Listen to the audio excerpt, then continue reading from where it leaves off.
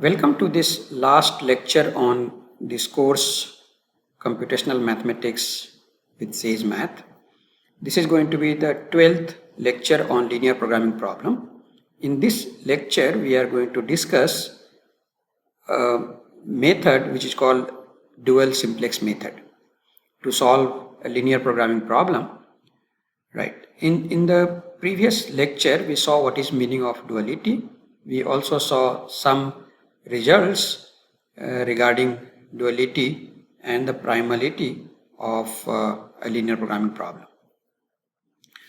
And we also saw a relation which is called complementary slackness relation, and that our complementary slackness condition that gives me some kind of relationship between the design variables of primal and slack variables of the dual.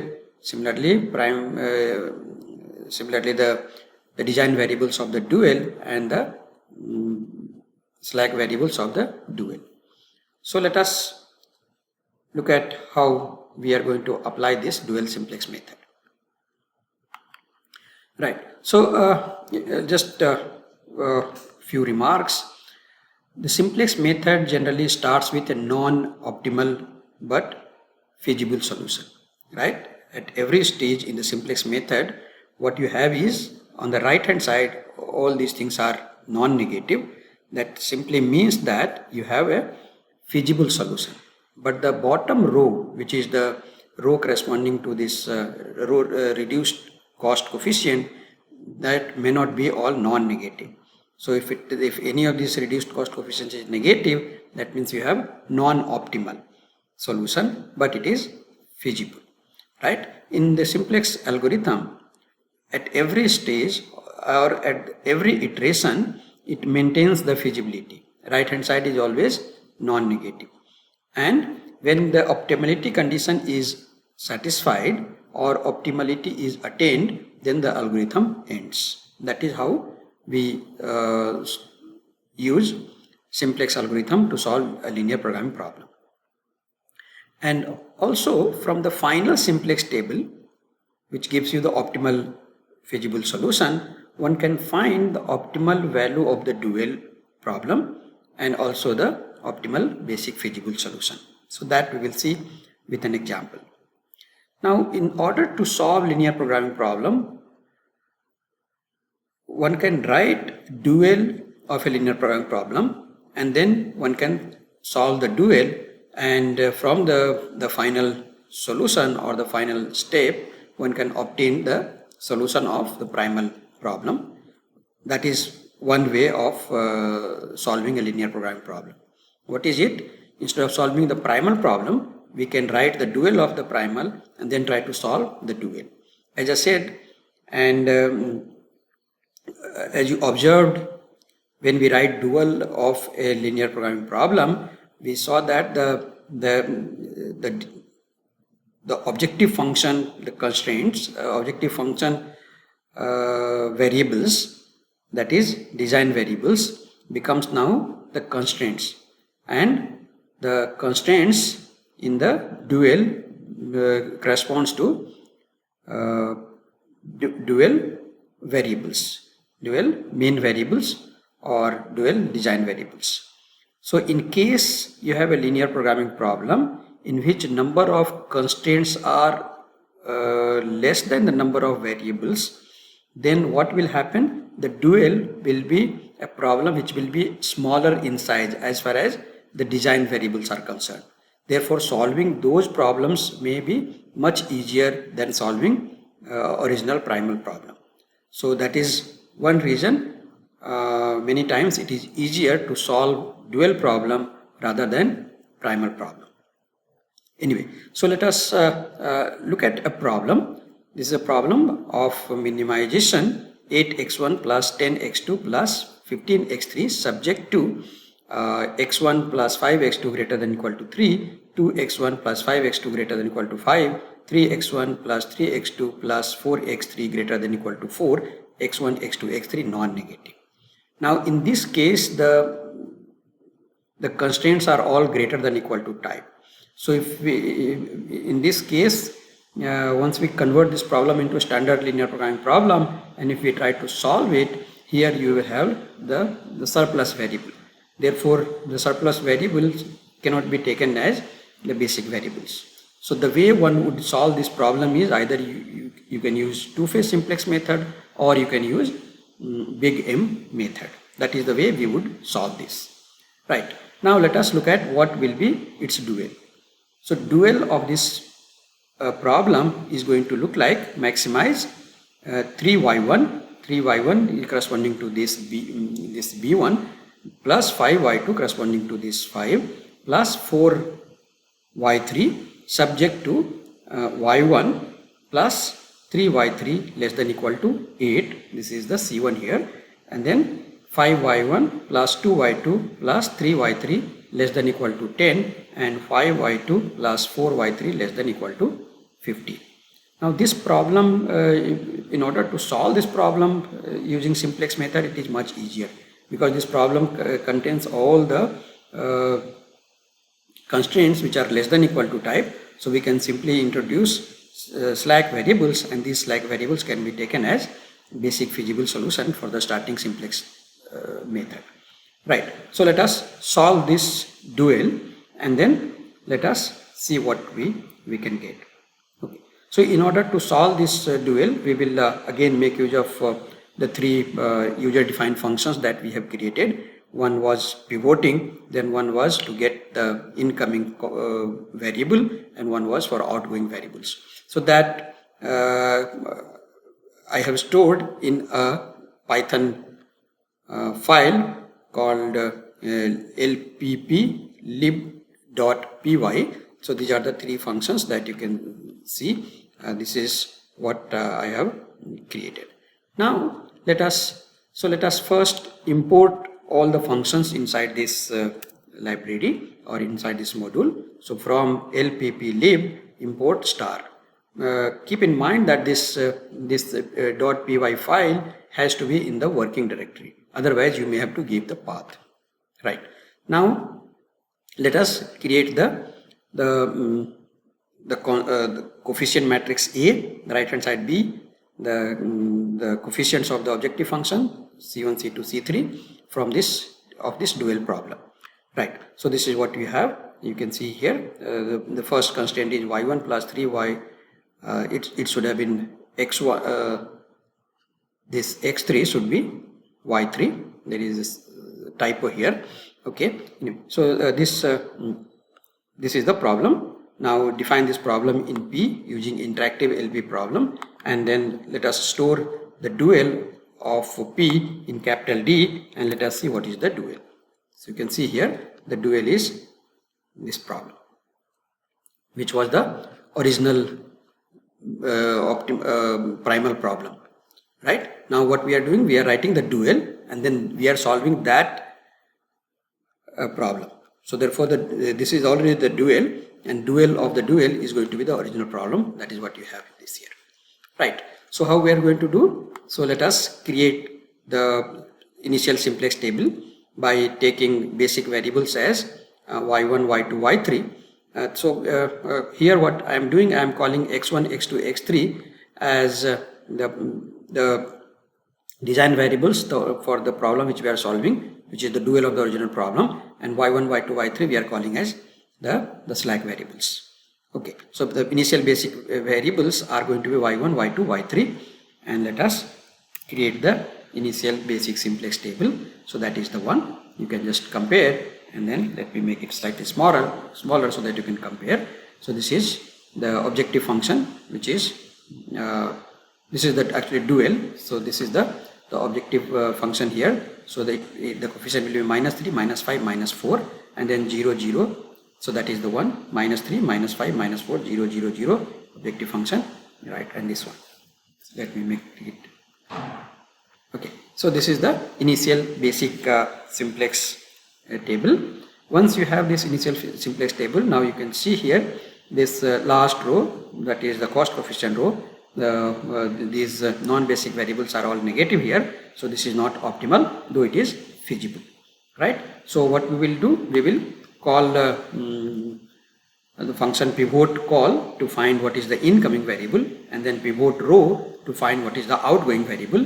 And once we have obtained incoming variable and outgoing variables, then we will update the basic variables, and then we will pivot A using the pivot element PQ, and then we will create the revised simplex table.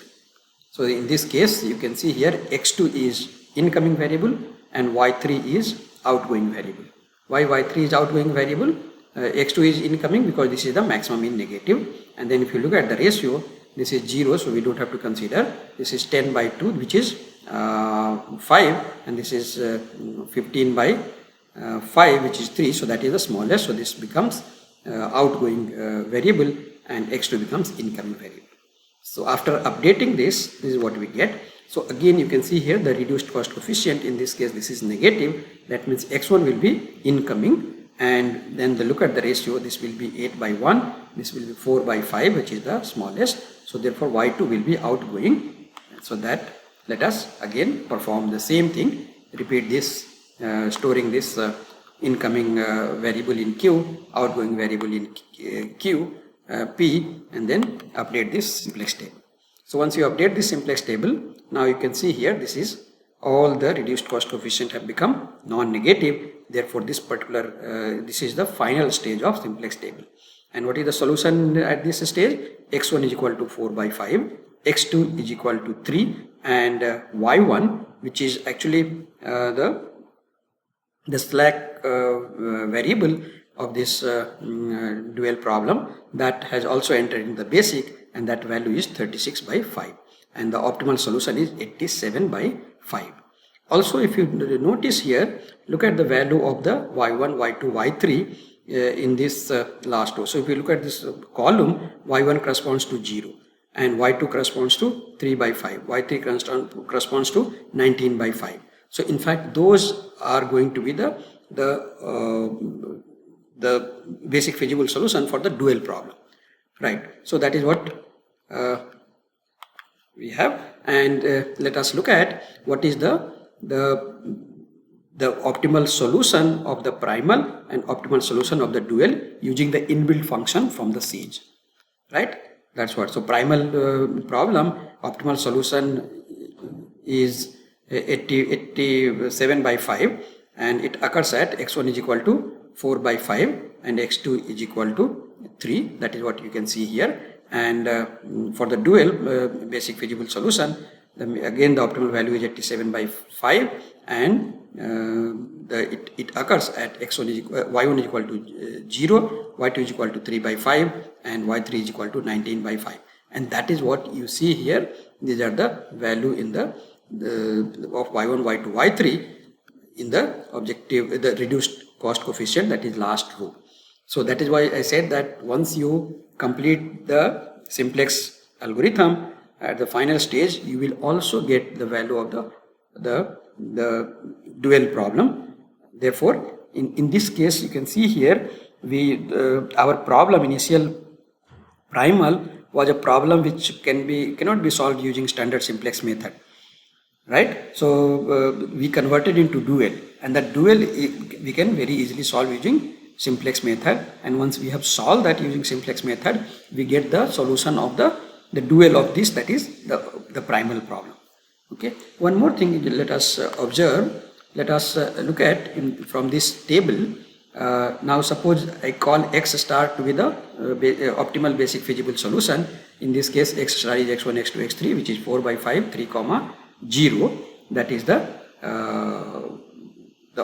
primal optimal. And let us call u star to be the solution at the optimal stage, which corresponds to the value, the slack variables, primal slack variables u1, u2, u3. Let us call this as u1, u2, u3. Similarly, y star, which is equal to y1, y2, y2, y1, y2, y3, which is 0, 3 by 5, 19 by 5, is an optimal basic feasible solution for the dual, right? And v star, v1, v2, v3, that's a is the dual slack variables at the optimum, right? Now if you notice from the basic feasible from the last stage of the simplex table, so we know what is x1, x2, We know what is y1. Y1 in this case is 0 because this is basic in this. Y2 is 3 by 5, y3 is 19 by 5. Similarly, you have so this will correspond to u1, u2, u3 in for the primal. This and then we already have what are the values of the v1, v2, v3. So then if you look at these values, you look at this x1 times v1. What is x1? x1 is 4 by 5. What is v1? 0. x2 times v2. x2 is 3, v2 is 0. x3 is 0, v3 is 21 by 5. So that is always 0. Similarly, y1, u1 plus y2, u2 plus y3, u3 is also 0.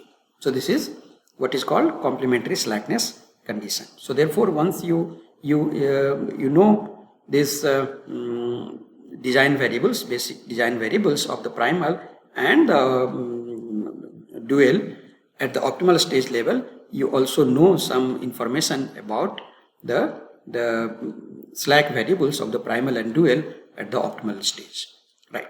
So this is one way of solving linear programming problem, by taking the dual and then solving the dual problem. In case that is easier, but many times it may happen that the dual become more complicated than the primal. So in that case, you cannot use this method, right? So we are now going to discuss a method which is called dual simplex method. So this method will not require the primal to be converted into dual and then solving that problem. Rather, it will work in some sense as the transpose of the simplex table. So the role of the right hand side will become kind of reduced cost coefficient, and the role of the bottom row, that is the reduced cost coefficient in the standard simplex method, will become some kind of will become a right hand side, right? So only thing is that this algorithm we can apply only when you have a problem in which it is dual, in which it has feasible, it has optimal solution. That means the bottom row should be non-negative, but it is infeasible. So primal optimal but infeasible. In that case, we will apply dual simplex method. We will look at an example so it will become clear. Now first let me explain what are the steps in the algorithm, and then we will take an example. In case it is not clear now, it will be clear when we solve the problem. So what is the first step? The first step is to obtain a starting dual feasible solution. In the ordinary simplex table, this implies that all the components of the objective row are non-negative. Okay, and the cost coefficients are all non-negative. That is the requirement. The first requirement is all the reduced cost coefficient should be non-negative. Initially, we construct a basic solution with only slack variables as basic variables. No artificial variables are needed, but this may cause right hand side to become negative. So as I said, the right hand side, in case the right hand side are also non-negative and bottom is also non-negative, we have already reached the optimal solution. We don't have to worry about it. But in case the right hand side is some entries in the right hand side is negative, that means this solution is non-feasible. It is infeasible, but it is optimal. Therefore, in that case, we have to go to the next step. Okay, so what is the next step? Next step is to check if the right hand sides are all non-negative. If yes, the current solution is optimal. Otherwise, we'll go to the next step, right? That means we need to update this simplex table. Next, you have to find what is the leaving variable and what is the incoming variable. So to determine the leaving variable xr, let us say xr is going to be leaving variable.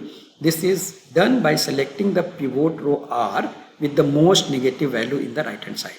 So as I said, at least one of the right hand side is negative. So you choose one which is the most negative. That will, the variable corresponding to that row will be leaving variable. Now, so you have selected a row, okay, in which the right hand side is negative. Now look at the entries in the right hand in that row. Okay, if all the entries in that row, namely A, R, J, is non-negative for every J, you have selected rth row.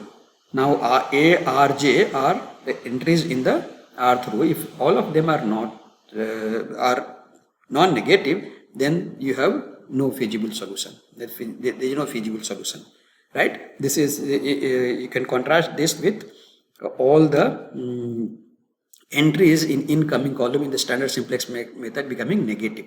In that case, the problem was unbounded. Here it says that if all the entries in the outgoing variable row is non-negative, then the problem is infeasible, that it has no feasible solution.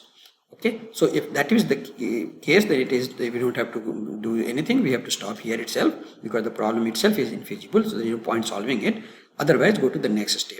The next step now is to kind of decide what will be the incoming column or what will be the incoming variable. So for that, you look at the ratio of the bottom row, the objective bottom row, that is the cost coefficient row Cj, right? We already know that Cj's are all non-negative, and then the negative of the corresponding entries, the negative entries, right?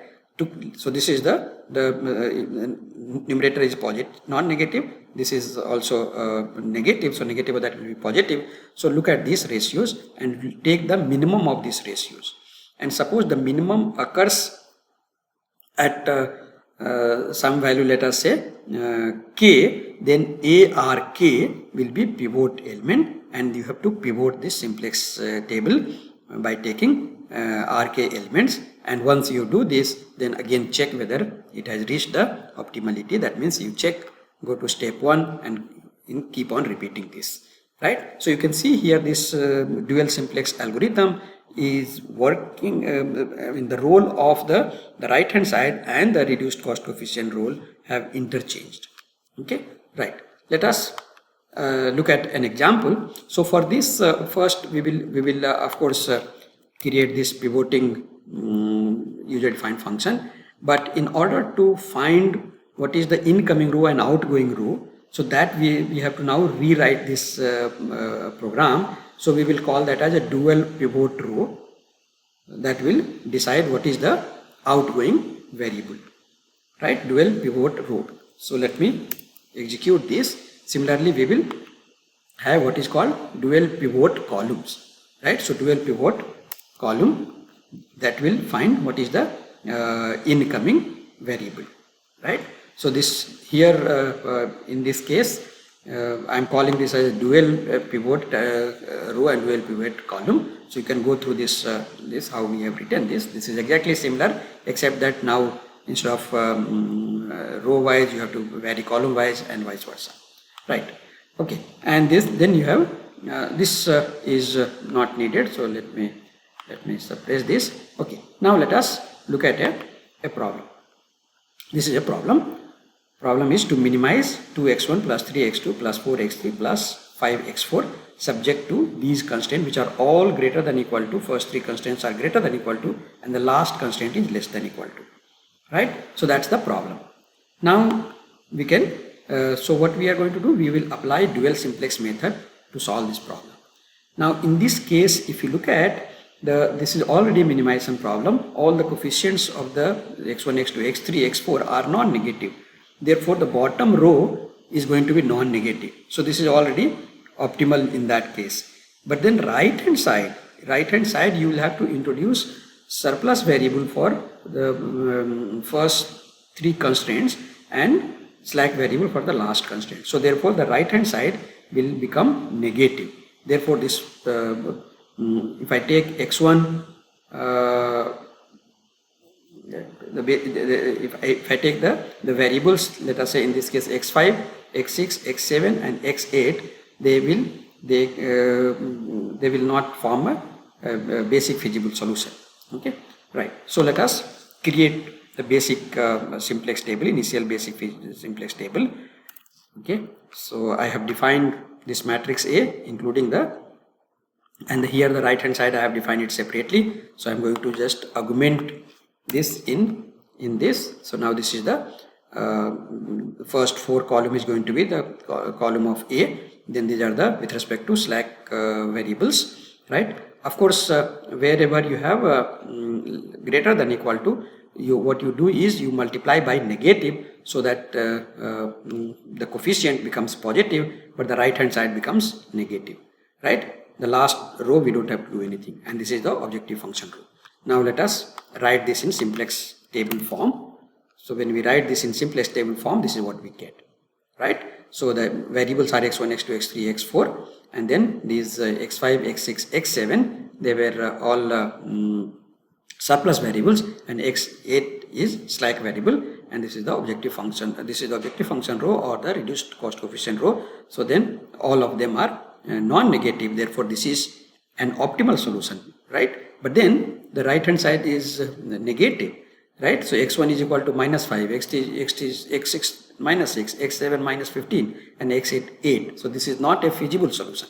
So this particular table shows that you have primal which is infeasible but optimal, right? Therefore we can apply the dual simplex method. So to apply dual simplex method, what we have to do, the first step here is first step was to create this simplex table. Next you have to look at if the right hand side is negative, some of them, that is the case here, then choose the one which is most negative. Here 15 is most negative. Now look at this row. So x7 is going to be outgoing variable. Now look at the ratio of the bottom row, that is the reduced cost coefficient row. So by the negative of the entries in that outgoing variable row, right? So here it will be 2 by 3, then it is 3 by 4 and 4 by 5. This we don't have to consider because this is positive, right? So 2 by 3, this is 3 by 4, and then 3 we don't have to consider because this is again positive. So we have to consider only 2 by 3 and 4 by 5.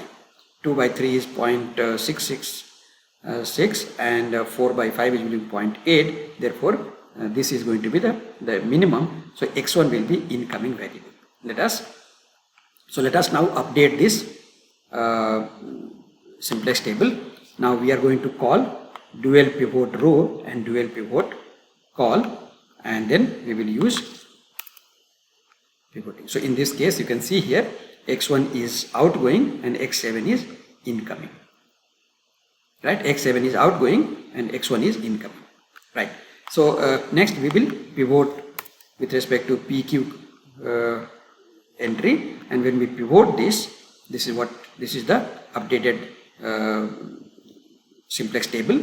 Now in this case again you can see here the bottom row are all non-negative, but here the right hand side 2 of them are negative. One is -5, one is -1. So -5 is the one which we will select, that is the most negative, and then look at the ratio with the reduced cost coefficient with the negative entry in that particular row. So here x5, that is the first row, which corresponding to x5 will be outgoing. So the ratio is 17 divided by -1 by 3. So it will be 17. This is positive, so we don't have to consider 9 by 1. So that is 9. So therefore, what happens now in this case? Again, let us find out what will be incoming and what will be outgoing variable.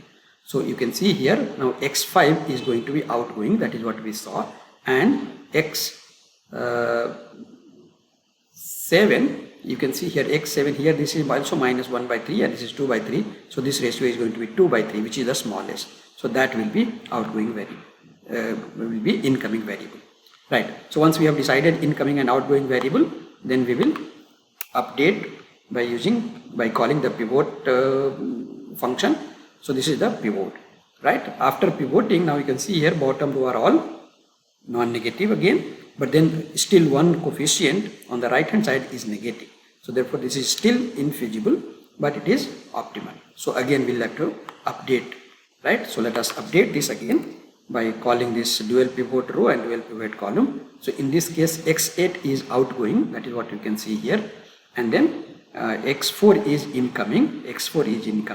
That is because here in this row there is only one negative, so this is the only one which will be incoming. So x8 will be replaced by x4. Now let us pivot this, and then when we pivot, what we see here is all the bottom row is non-negative, that's what is expected, and right hand side are also non-negative.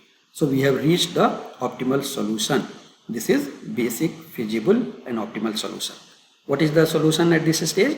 X1 is equal to 32 by 3, X3 is 0, X2 is 0, X4 is 2 by 3, and then, right, that's what you have, right? Of course, from this we can also find out what is the solution of the dual problem. That is what we saw. Okay, so you can see here now in this case we do not need to consider the dual of the problem and then solve the dual.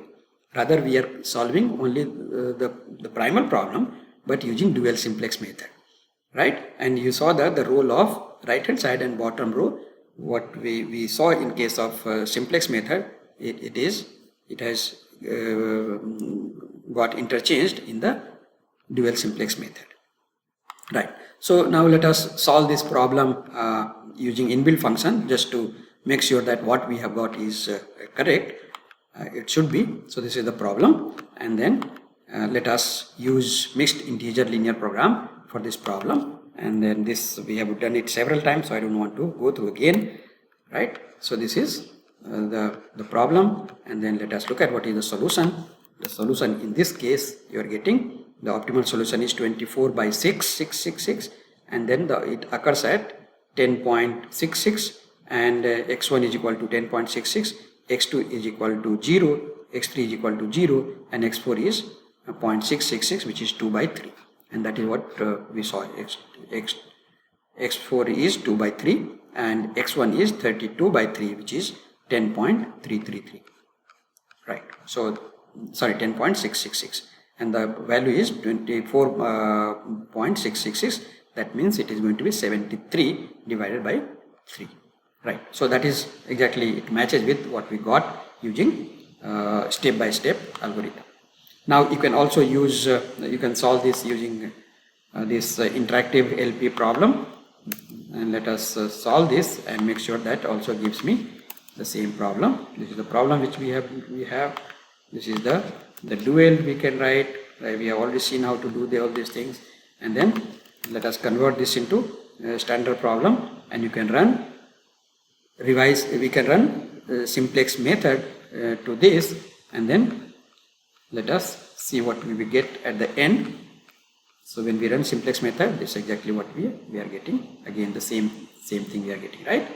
Okay, fine. Or this is let's not worry about what is the auxiliary problem here. You could also solve this using this command, that is, in case, as I already mentioned, in case these things are not able to display properly, you can use this command. So I will not run this. Okay, let us look at one more problem. This is a problem which is minimize this 10x1 plus 5x2 plus 4x3 subject to these constraints, which is first is greater than equal to, second one is greater than equal to. There are only two constraints, right? So we can convert this into standard form. It is quite easy, and once you have converted into standard form, since the constraints are greater than equal to, we have to introduce the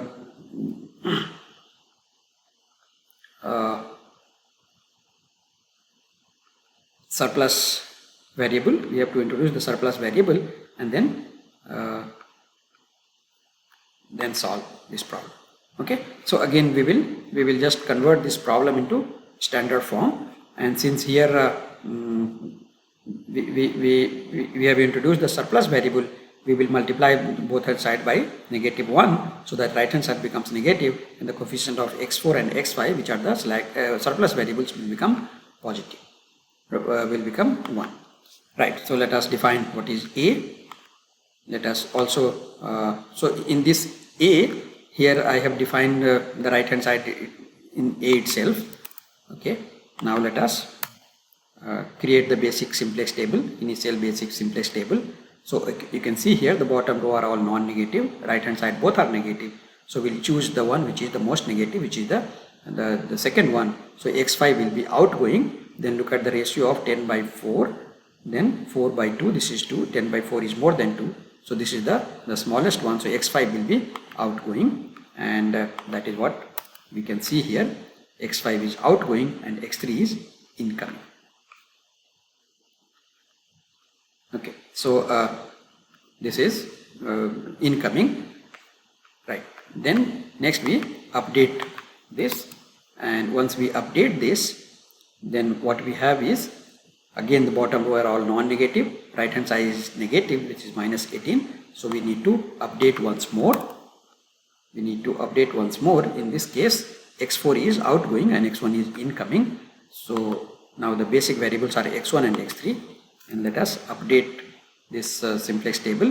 Now you can see here, bottom row are all non-negative, the reduced cost coefficient, the right hand side are also non-negative. Therefore this is a optimal solution. What is the optimal solution here? It occurs at x1 is equal to 2, x3 is equal to 1, and x2 is equal to 0, right? And then you can, when you solve this problem using the inbuilt function mixed integer linear program, then it should also give you the same solution. Let us just check that. Yeah, this is correct. The optimal solution, optimal value is 24. It occurs at x1 is equal to 2, x2 equal to 0, x3 is equal to 1. And we also saw that from this table we can find out what is the solution of the dual problem, right? The dual will have the value. For example, these are the design variables here. These are the variables corresponding to y1, y2. So y1 is going to be 2 by 9 and y2 is going to be 7 by 3. That is what we will get. And the optimal value, of course, both will be 24. So that is how you can solve using dual simplex method. So let me just give you a couple of remarks. So in dual simplex method, what the LP starts with an optimal objective function value which is infeasible, right? That is the last row, that is the bottom row, should be all non-negative. That is optimum objective function value. But it is infeasible because the some right hand side is negative. Then only you can apply the dual simplex method, right? And then the iterations are designed to move towards feasibility without violating the optimality.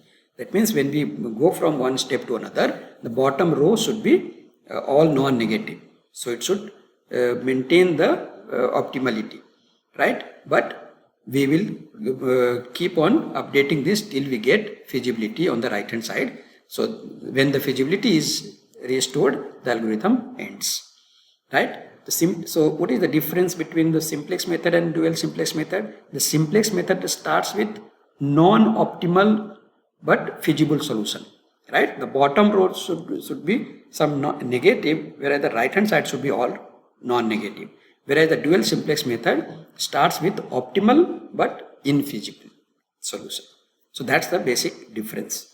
Okay. So in some sense, you see that this is slightly more elegant way of solving problem, not all problems, but problems which fits into this without writing the dual of the problem, and still you are able to solve. That is what is called dual simplex method, right? But of course the question is, in case you have some mixed constraints, etc., how do we apply? So one can take care of all these things as well. We will not go into more details of this because of the paucity of time. Of course, there are a lot of things that you can study in this linear programming problems. For example, one can look at what is called sensitivity analysis. Then you have other types of problem like integer programming problem, binary programming problem. But as I said, this function mixed integer linear programming problem is going to solve all these things together. So you can look at more on mixed integer linear programming problem, and whenever you encounter problems which involves integer variables or mixed integer programming problem or binary programming problem, all these things can be solved by this. Of course, one has to study a little bit theory behind that, but then there are other things also. As I said in my beginning of linear programming lecture, that you can also look at some standard book, or you can also follow some of the courses on NPTEL. 2 courses I have already mentioned, so that you can learn many more methods. This was just a very basic introduction on solving linear programming problem using Sage Math. So you saw that not only it has inbuilt function, but this inbuilt function also can solve step by step, especially for the smaller problem, but it also has facility to solve any problem using this GLPK toolkit, right? So that is what I wanted to convey. So you can study more on these subjects and explore this using Sage Math. For the time being, let me stop and I'll leave you with some exercises. So these are the exercises. Use dual simplex method to solve the following problems. There are 3-4 problems. This is the first one, second one, this is the third one. Okay. In the last class, I will just describe once you have gone through this course, and so far we have learned, let us say, four broad topics, namely calculus, linear algebra, numerical methods, and then lastly linear programming problems. Then what next you can do? Sage has a lot of capability, and you can explore the capability of Sage to explore many computational aspects of mathematics, right? Several branches can be studied. So that briefly I will mention in the last lecture. So thank you very much. Let me stop here.